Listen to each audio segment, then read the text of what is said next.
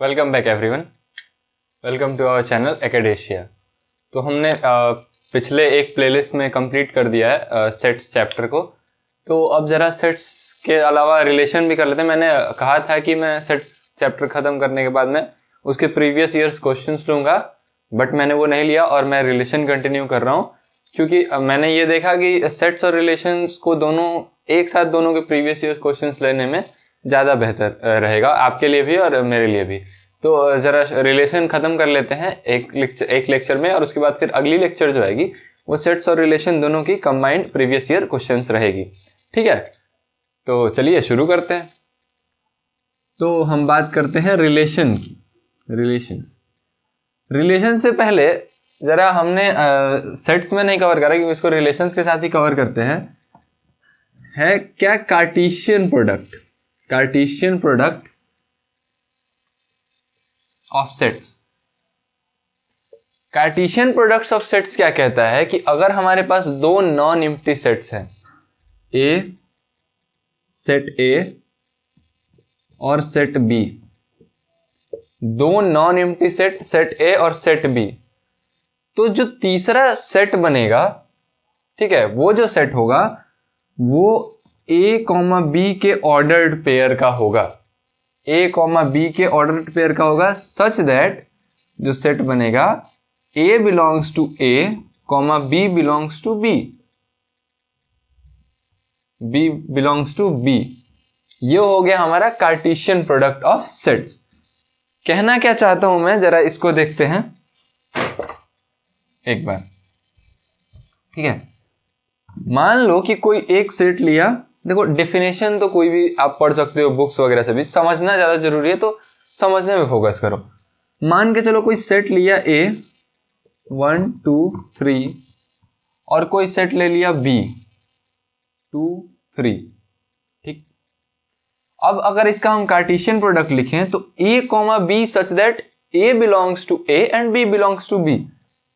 तो 1 2 एक ले लिया, ये हो गया हमारा क्या है, इसका अगर हम फॉर्म देखें तो ये ए कॉमा बी के फॉर्म में ही है ना, ए कॉमा बी के फॉर्म में ही है। और ये ए जो है यानी कि 1, ये बिलोंग करता है किससे, बिलोंग्स करता है ए से, और ये जो बी है ये बिलोंग्स करता है बी से। 2 ये बी से बिलोंग करता है, ये वाला 2 नहीं, ठीक है, ये वाला 2 है।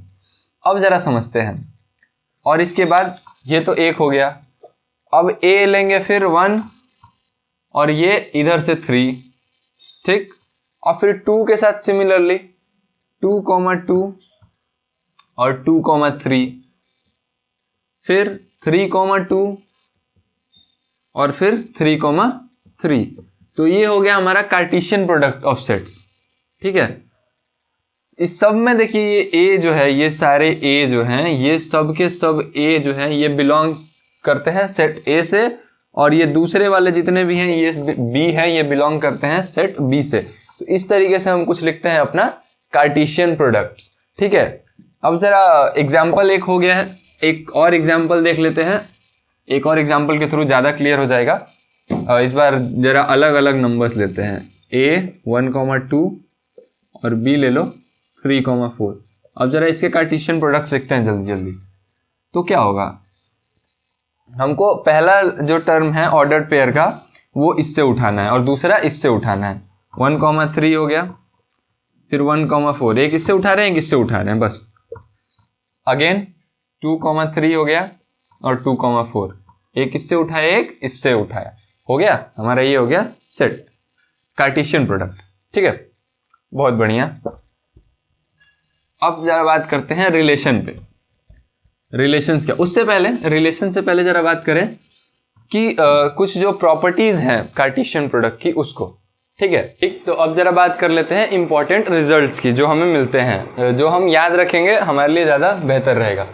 तो सबसे पहली चीज़ तो यह है कि ए क्रॉस बी जो है ऐसे कार्टेशियन प्रोडक्ट जो है उसको दिखाते हैं, रिप्रेजेंटेशन उसका होता है, अगर दो एलिमेंट है तो ए क्रॉस बी, दो सेट्स के कार्टेशियन प्रोडक्ट को। अब जरा समझते हैं कि ए क्रॉस बी जो है यूनियन सी अगर करेंगे तो दोनों को पहले कार्टेशियन प्रोडक्ट करके यूनियन करेंगे, या फिर दोनों का बी और सी का यूनियन करके कार्टेशियन प्रोडक्ट करें, दोनों सेम है। इसी तरीके से उसका इंटरसेक्शन सेम है, डिफरेंस सेम है। ये एक है A cross B, is equal to B cross A तभी होगा जब ए और बी इक्वल होगा। A cross B equals B cross A तभी होगा जब ए और बी इक्वल होगा। ए क्रॉस बी फाई कब हो जाएगा? जब या तो ए फाई हो या फिर बी फाई हो, दोनों में से कोई एक अगर एम्प्टी सेट है तो ए क्रॉस बी भी जो है वो, और अगर ए क्रॉस बी एम्प्टी सेट हो जाएगा तो बी क्रॉस ए भी एम्प्टी सेट ही होगा। ठीक है।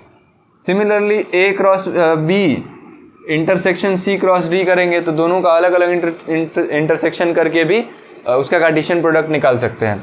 उसके बाद उसके अलावा जो है इसका यूनियन भी, अगर इसको मिटा के या फिर इसको यहाँ पे एक और लिखूँ मैं कि A cross B union C cross D जो है वो सेम यही हो जाएगा। कुछ नहीं करना है इसमें। यहाँ देखो, यहाँ डिफ्रेंशिएशन था ना, तो यहाँ भी यूनियन लगा दो और यहाँ सी कर दो और यहाँ फिर क्रॉस करके बी यूनियन डी। ठीक है। कॉम्प्लीमेंट जहाँ भी होगा, मैक्सिमम केसेस में अगर कॉम्प्लीमेंट चेंज हो रहा है ना तो उसका साइन उल्टा हो जाता है। देखो यहाँ यूनियन है, यहाँ इंटरसेक्शन, यहाँ इंटरसेक्शन है, यहाँ यूनियन। इसका स्क्रीनशॉट ले लो यार, इसको याद ही करना पड़ेगा, इसको याद कर लो, बेहतर है। डायरेक्ट क्वेश्चंस अगर कोई आता है तो वो सॉल्व हो जाएगा। ठीक है। अब जरा बात करते हैं रिलेशन क्या होता है। ठीक, हमने बात कर लिया कार्टेशियन प्लेन का। तो कार्टेशियन सेट क्या होता है? कार्टेशियन प्रोडक्ट जो है उसका मतलब होता है कि ए और बी के ऑर्डर्ड पेयर में लिखेंगे, किसी भी सेट्स के प्रोडक्ट को ए और बी के ऑर्डर्ड पेयर में लिखेंगे, जिसका कि जिसमें ए जो है ये बिलोंग्स करता है एक सेट से और बी जो है वो दूसरे सेट से बिलोंग करेगा।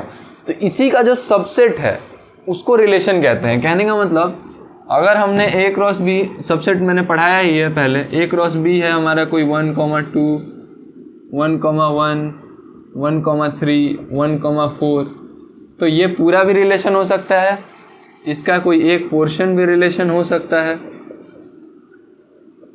ठीक है।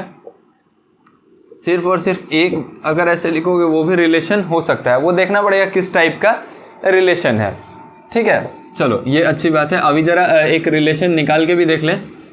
कार्टेशियन प्रोडक्ट निकाला ही है, उसी तरीके से सेम निकलेगा रिलेशन भी। अगर ए है, ये 1,2 है और ये जो है मान लो a, b है, क्या b, a, b है, तो अभी ज़रा इसका रिलेशन निकालेंगे। a रिलेटेड टू b कैसे होगा? तो 1,1 और 1,a और उसके अलावा 2,b, उसके अलावा 1,b और 2,a, ये हो जाएगा एक। तो सिर्फ 2 लिखेंगे तो भी रिलेशन होगा, 3 लिखो तो भी रिलेशन होगा, क्योंकि इसका सबसेट होना चाहिए। ये हमारा हो गया इसी को कार्टेशियन प्रोडक्ट के ये इक्वल भी है। ठीक है। कार्टेशियन प्रोडक्ट के इक्वल भी है, तो या तो पूरा का पूरा कार्टेशियन प्रोडक्ट या फिर उसका एक सबसेट। तो हमने बताया था सबसेट में कि एक ऐसा भी सबसेट होता है जो कि प्रॉपर सबसेट में काउंट नहीं होता है, जिसमें कि सारे के सारे एलिमेंट सेट के इक्वल होते हैं सबसेट के। ठीक है। वो और एम्प्टी दोनों जो है वो प्रॉपर सबसेट में काउंट नहीं होता है। ये मैंने सेट्स के पहले वीडियो में बताया है। अब जरा बात करते हैं डोमेन और रेंज।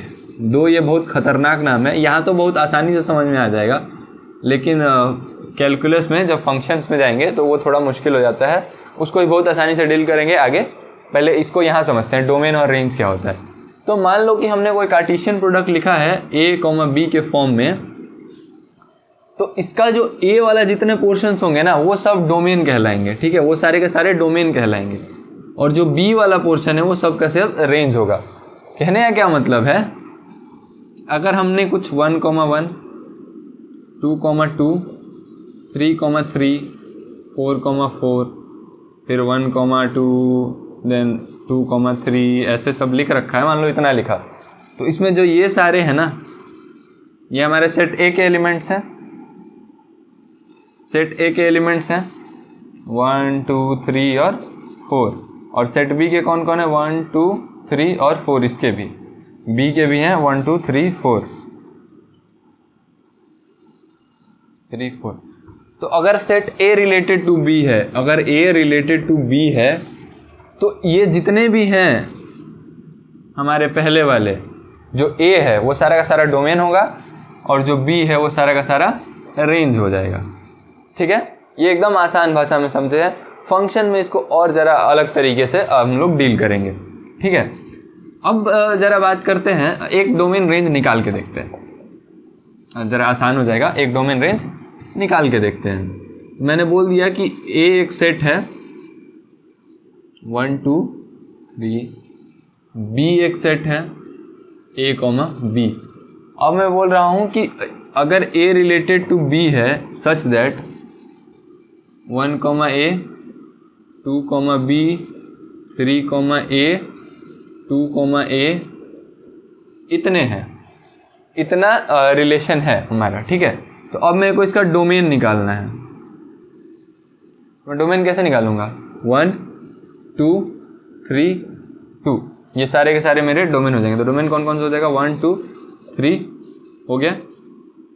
और रेंज हमारा कौन सा हो जाएगा? ए बी ए ए, मतलब ए कॉमा बी। कहने का मेरा क्या मतलब है यहाँ से कि ये जो डोमेन है ना, ये जो डोमेन है ये सबसेट होगा ए का अगर ए रिलेटेड टू बी है, और जो रेंज है ये हमारा सबसेट हो जाएगा बी का, ये हमारा सबसेट हो जाएगा बी का। अब अगर मैं इसी को कह दूं कि ये बी रिलेटेड टू ए है, बी रिलेटेड ए है, तो क्या हो जाएगा? उल्टा हो जाएगा। डोमेन जो है बी रिलेटेड टू अगर ए लिखूंगा मैं, तो फिर मेरे को इसको भी इंटरचेंज करना पड़ेगा। तो जब वो इंटरचेंज होगा ना, तो फिर वो डोमेन जो है वो सबसेट बी हो जाएगा और रेंज जो है वो सबसेट ए हो जाएगा, ठीक है। इसको और बेहतर से कल के लेक्चर में अब जब क्वेश्चन सॉल्व करेंगे ना, तो देखेंगे कि इसके क्वेश्चंस किस तरीके से सॉल्व होते हैं। अभी समझ लेना है कि डोमेन और रेंज है क्या, ठीक है। अब जरा बात करते हैं इनवर्स की। इनवर्स रिलेशन क्या होता है? इनवर्स रिलेशन क्या होता है? तो अगर कोई रिलेशन है, अगर कोई रिलेशन है ए रिलेटेड टू बी, इसमें ए कॉमा बी कोई रिलेशन है, तो अगर मैं इनवर्स निकालूंगा इस रिलेशन का, तो क्या हो जाएगा? मेरा इंटरचेंज हो जाएगा, बी कॉमा ए हो जाएगा ये, ठीक है, और कुछ नहीं, बी कॉमा ए हो जाएगा। दैट इज माई इनवर्स, ठीक है, बहुत बढ़िया। अब जरा बात करते हैं रिलेशन ऑन सेट की, रिलेशन ऑन सेट्स की। Relation on A set, relation on a set, ये क्या है भाई? तो relation on a set, relation on a set का क्या मतलब है कि अगर कोई मेरे पास सेट ए है, मान के चलो कोई सेट ए है मेरे पास, और ये एक नॉन एम्प्टी सेट है, मतलब पाई नहीं होना चाहिए इसका वैल्यू, तो इसका खुद के साथ रिलेशन, मतलब हम ए क्रॉस ए निकालेंगे, खुद के साथ कार्टेशियन प्रोडक्ट कर लिए, और इसका सबसेट जो होगा वो होगा रिलेशन ऑन ए सेट, मतलब इसका खुद के साथ रिलेशन निकालेंगे, उसको हम लोग बोलेंगे relation on A set. For example A अगर मैं ले लूँ 1 2 3, और ज़रा निकालते हैं रिलेशन ऑन ए सेट को, ए आर ए, तो क्या हो जाएगा? इसका कार्टेशियन प्रोडक्ट सारा का सारा, उसमें से हम सब नहीं लिखेंगे, सारा कार्टेशियन प्रोडक्ट लिखने का कोई मतलब नहीं है, सबसेट लिखना है बस कार्टेशियन प्रोडक्ट का। 1 1 1 2 1 3, अगर सारा लिखें तो क्या होगा? 2 3, देन उसके बाद 3 1, ऐसे करके चलता चला जाएगा, कोई मतलब नहीं उसको लिखने का। 2 2 हो जाएगा, देन 3 3, ठीक है, इस तरीके से ये बनता चला जाएगा। तो ये ए रिलेटेड टू ए हो जाएगा। हम सिर्फ एक सबसेट लिखे हैं कार्टेशियन प्रोडक्ट का, दैट इज रिलेशन, ठीक है। तो ये खुद से अगर हम इसका रिलेशन निकालने लगे, that is relation on a set, ठीक है, बहुत बढ़िया। अब जरा बात करेंगे अलग अलग टाइप्स के रिलेशंस की। तो बेसिकली एनसीईआरटी में हमको 3 ही टाइप के रिलेशंस पढ़ने हैं जिसकी हमें ज़रूरत पड़ती है इक्विवेलेंस रिलेशन प्रूव करने। इक्विवेलेंस अगर प्रूव करना है तो उसके लिए हमें 3 ही की ज़रूरत पड़ती है, सिमेट्रिक, रिफ्लेक्सिव और ट्रांजिटिव। लेकिन हम जो है ना, हम इसके अलावा एसिमेट्रिक और उसके बाद आइडेंटिटी, देन उसके बाद और भी 2-3 टाइप के हैं, उनको ज़रा हम देखेंगे, क्योंकि हमें क्या करना है कि ज्ञान चाहिए, हम जो है वो ज्ञान प्राप्त करना चाहते हैं, थोड़ा एक्स्ट्रा भी मिले तो कोई दिक्कत नहीं है। तो अब ज़रा बात करते हैं टाइप्स ऑफ रिलेशंस पे, ठीक है, टाइप्स ऑफ रिलेशंस। तो टाइप्स ऑफ रिलेशंस में सबसे पहले है हमारे पास, देखो एनसीईआरटी में मेनली 3 ही पढ़ने हैं, ठीक है, लेकिन हम जो है ना वो थोड़ा और इसको एक्सटेंड करते हैं, नॉलेज ले लेते हैं, नॉलेज कभी ख़राब नहीं जाएगा, ये तो सबको पता है, ठीक है, ताकि हम भी किसी बच्चे को समझाएं। अगर आप आगे चल के किसी और को पढ़ाते हैं तो पूरा पढ़ाइए, क्या दिक्कत है, ठीक है। तो हम बात करेंगे सबसे पहले वॉइड रिलेशन। वॉइड रिलेशन क्या होता है, ये सब कुछ जल्दी जल्दी निपटाएंगे, बहुत आसान है, बहुत आसान है। वॉइड रिलेशन, अगर फाई जो है वो सबसेट हो जाता है ए क्रॉस ए का, मतलब हम रिलेशन लिखने के लिए जब ए क्रॉस ए कार्टेशियन सेट लिखेंगे उसमें अगर फाई सबसेट है तो वो हो जाएगा वॉइड रिलेशन। अगर बात करते हैं यूनिवर्सल रिलेशन, यूनिवर्सल रिलेशन क्या है भाई, तो यूनिवर्सल रिलेशन में क्या है कि अगर ए क्रॉस ए पूरा का पूरा, मैंने बोला कि ए क्रॉस ए का जो सबसेट है वो जो है वो रिलेशन कहलाता है, लेकिन अगर ए क्रॉस ए पूरा ही अगर हमको रिलेशन में मिल जाए तो ये हो जाएगा यूनिवर्सल रिलेशन, ठीक है। मतलब अगर ए क्रॉस ए हमने लिखा और यह आया 1, 2, 2, 1, ठीक है, 1, 1 और 2, 2, ठीक है, ये हमने ए क्रॉस ए लिखा, ये हमारा ए क्रॉस ए है। और अगर ए रिलेटेड टू ए भी सेम यही है, सेम यही का यही है, हम उतारना क्या है, सेम यही है ऊपर वाला ही, तो ये हमारा यूनिवर्सल रिलेशन कहलाएगा, ठीक है, अच्छी बात है। अब ज़रा बात करते हैं इसके बाद आइडेंटिटी रिलेशन की। आइडेंटिटी रिलेशन नाम ही से क्लियर है, आइए आइए आइए सर आइए, आइडेंटिटी रिलेशन। तो आइडेंटिटी रिलेशन क्या है कि अगर कोई है ए सेट मान लो है 1, 2, 3, तो इसमें अगर हम ए रिलेटेड ए अगर लिख रहे हैं ना, ए रिलेशन है, तो ये हमेशा खुद से ही रिलेटेड होना चाहिए। 1, 1 हो, सारा एलिमेंट खुद से रिलेटेड होना चाहिए, बस खत्म। अब इसके अलावा और कोई नहीं आएगा। अब जरा अगर ये कहलाता है तो रिफ्लेक्स क्या कहलाता है, रिफ्लेक्सिव क्या कहलाएगा, रिफ्लेक्सिव भी तो एक होता है, एनसीईआरटी में यही दिया हुआ है रिफ्लेक्सिव। तो रिफ्लेक्सिव का क्या है कि अगर हम यही लिखें, इसी सेट का रिफ्लेक्सिव लिखें रिलेशन, तो क्या हो जाएगा 1, 1, 1, 2, 2, 3, 3, 1, 2, 2, 3, या फिर और लिखे ना लिखे। कहने का क्या मतलब है कि आइडेंटिटी रिलेशन में सिर्फ और सिर्फ यही 3 होगा, ठीक है, जो खुद से रिलेटेड है एलिमेंट्स, मतलब ए के फॉर्म में ही रहेगा। रिफ्लेक्सिव में क्या है कि ए के फॉर्म में रहने के अलावा भी किसी फॉर्म में रह सकता है, कोई दिक्कत नहीं है, लेकिन ये होना चाहिए, ये कंपलसरी ये होना ही चाहिए, तभी रिफ्लेक्सिव होगा, उसके अलावा भी हो सकता है। लेकिन आइडेंटिटी में सिर्फ और सिर्फ यही होना चाहिए, इसके अलावा और कोई नहीं हो सकता। अब जरा बात करते हैं सिमेट्रिक की, ठीक है। सिमेट्रिक, सिमेट्रिक किसको बोलेंगे भाई, सिमेट्रिक रिलेशन, बताओ। एक रिलेशन वो भी होता है, इसको 14 फरवरी को सब मनाते हैं। खैर अपन इंजीनियर्स लोग हैं, अपन को बस यही रिलेशन नसीब में है और कुछ रिलेशन मिलने वाला है नहीं, तो इसी पे ध्यान देते हैं, ठीक है।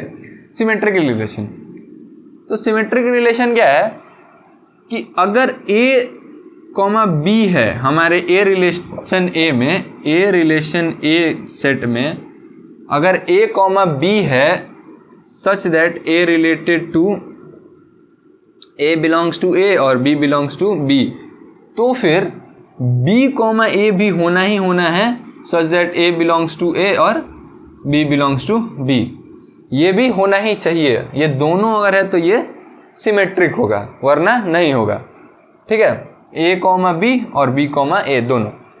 क्वेश्चंस बनाएंगे, घबराइए मत, क्वेश्चंस बनाएंगे, अगले वीडियो में बनाएंगे, सेट्स और रिलेशन दोनों के क्वेश्चन बनाएंगे। प्रीवियस ईयर क्वेश्चंस एकदम फाड़ क्वेश्चंस लाएंगे, ढूंढ के, टेंशन नहीं लेना है, वो हमारी जिम्मेदारी है। आप बस पढ़ाई पे ध्यान दीजिए, हमारे साथ जुड़े रहिए। टेलीग्राम का लिंक डिस्क्रिप्शन में, वहाँ जाके जुड़िए, काफ़ी बच्चे जुड़ रहे हैं, कोई दिक्कत वाली बात नहीं है। तो अब ज़रा शुरू करते हैं। टाइप्स ऑफ रिलेशन में हमने क्या क्या कवर कर लिया, सिमेट्रिक हो गया, रिफ्लेक्सिव हो गया, आइडेंटिटी, वॉइड और यूनिवर्सल। अब जरा बात करते हैं ट्रांजिटिव का। ट्रांजिटिव क्या कहता है कि अगर ए जो है ये रिलेटेड टू बी है किसी तरीके से, ए कॉमा बी है, या ए रिलेटेड बी है, ठीक है, और एक और है बी कॉमा सी या बी रिलेटेड सी, तो हमारा अगर ए बी से रिलेटेड है, बी सी से रिलेटेड है, तो अगर ए जो है वो डायरेक्टली जाके सी से रिलेट कर जाए, ए जो है वो इस सी से रिलेट कर जाए, मतलब ए रिलेटेड सी हो जाए, तो ये हमारा ट्रांजिटिव रिलेशन कहलाएगा। अगर एग्जाम्पल 1,2 है, ठीक है, और ये 2,3 है, तो अगर ये 1 जो है वो 3 से जाके रिलेट कर जाए सीधे सीधे, तो ये हमारा ट्रांजिटिव रिलेशन कहलाएगा। चलिए, बहुत अच्छी बात। अब आता है इक्विवेलेंस रिलेशन। इक्विवेलेंस रिलेशन क्या है भाई? इक्विवेलेंस रिलेशन खुद कुछ नहीं करता है, ये दादा है कहीं का लगता है, जिससे खुद कुछ नहीं करेगा। बोलेगा कि अगर तुम रिफ्लेक्सिव भी हो, अगर तुम सिमेट्रिक भी हो, ये रख देता है एक कंडीशन, जैसे नहीं होता है कि अगर तुम जो है क्या बोलते हैं दौड़ में भी आ जाते हो, रिटर्न में निकाल देते हो, तो तुम्हारा जॉब फाइनल है। तो ये क्या बोलता है, ये भी ऐसे ही क्राइटेरिया रख देता है लाइन बाय लाइन छांटने का। अगर तुम रिफ्लेक्सिव हो, अगर तुम सिमेट्रिक हो, और अगर तुम ट्रांजिटिव रिलेशन भी हो, मतलब तुम्हारे अंदर तुम एक रिलेशन हो, तुम्हारे अंदर ये तीनों क्वालिटी है कि तुम रिफ्लेक्सिव भी हो, सिमेट्रिक भी हो, ट्रांजिटिव भी हो, तो तुम जो है इक्विवेलेंस रिलेशन कहलाओगे। तो तुम जो है इक्विवेलेंस रिलेशन कहलाओगे। चलो, बहुत बढ़िया। अब इक्विवेलेंस रिलेशन की 2-3 बातें हैं जो याद रखना, बहुत ध्यान से याद रखना, क्योंकि इससे डायरेक्ट क्वेश्चन बन जाता है। अगर कोई इक्विवेलेंस रिलेशन है दो, उसका इंटरसेक्शन निकालें, अगर E1 और E2 का इंटरसेक्शन निकालें, तो जो ये इंटरसेक्शन आएगा ना, ये भी जो है वो एक इक्विवेलेंस रिलेशन होगा। ये भी क्या होगा? एक इक्विवेलेंस रिलेशन होगा। अगर इंटरसेक्शन हो रहा है तो यूनियन भी होगा क्या? यूनियन नहीं होगा, यूनियन इक्विवेलेंस नहीं होगा। अगर यूनियन की बात करें, यूनियन इक्विवेलेंस नहीं होगा। लेकिन इसके अलावा अगर हम जो है बात करें कि इसका इन्वर्स निकालें, तो इक्विवेलेंस होगा क्या? तो हाँ भाई, इन्वर्स भी जो है वो इक्विवेलेंस होगा। ठीक है, इतना ध्यान में रखिए। डायरेक्ट क्वेश्चन आएगा, वो सीधे सीधे बन जाएगा, टेंशन नहीं लेना है। ठीक है, अब जरा बात कर लेंगे एक बार एसिमेट्रिक रिलेशन है उसका भी बात कर लेते हैं। उसको क्यों छोड़ देंगे उस अकेले बेचारे को? एसिमेट्रिक रिलेशन तो ये कहता है कि अगर ए रिलेटेड बी है, ठीक है, और बी भी, जिससे में कि ए कॉमा बी जो है वो बिलोंग्स करता है आर से, और बी रिलेटेड ए है, सच दैट कि बी कॉमा ए जो है ये भी बिलोंग्स टू आर। ठीक है, तो जो है ये भाई साहब दिमाग लगाते हैं कि ए जो है वो बी के इक्वल हो जाएगा, A comma B belongs to A set के, ए और बी जो है वो इक्वल हो जाएगा। ठीक है, ये हो गया हमारा एसिमेट्रिक रिलेशन। तो यहाँ हमारा रिलेशन ख़त्म होता है। और अगर आपको वीडियो अच्छा लगा है, लाइक करिए, सब्सक्राइब करिए, कमेंट शेयर, ये तो चलता रहेगा, कोई दिक्कत नहीं है, आप कर ही दोगे। मैं ये कह रहा था कि हमने जो है टेलीग्राम लिंक आपके लिए शुरू करा है, आप लिंक डिस्क्रिप्शन में जाओ, ज्वाइन करो, और वहाँ पे हम आपको पूरा फुल मेंटरशिप प्रोवाइड करा रहे हैं। हमारे जो फ्रेंड्स IITs NITs वगैरह जहाँ से भी हैं, हमने उनको कनेक्ट करा है, वो आपको पर्सनल मेंटरशिप और प्रोवाइड कराएंगे, गाइडेंस और डाउट क्लियरेंस तो होनी ही होनी है। ठीक है, और अब अगली वीडियो जो आएगी उसमें सेट्स और रिलेशन दोनों के प्रीवियस ईयर क्वेश्चंस को क्लियर करेंगे। मैंने बोला था पहले कि मैं सेट्स के प्रीवियस ईयर क्वेश्चंस लाऊंगा, लेकिन मैंने नहीं लाया, क्योंकि मैंने देखा कि इन दोनों को कंबाइनली प्रीवियस ईयर क्वेश्चंस लाने में ज़्यादा बेनिफिशियल रहेगा स्टूडेंट्स के लिए। तो मिलते हैं अगले वीडियो में। Thank you guys.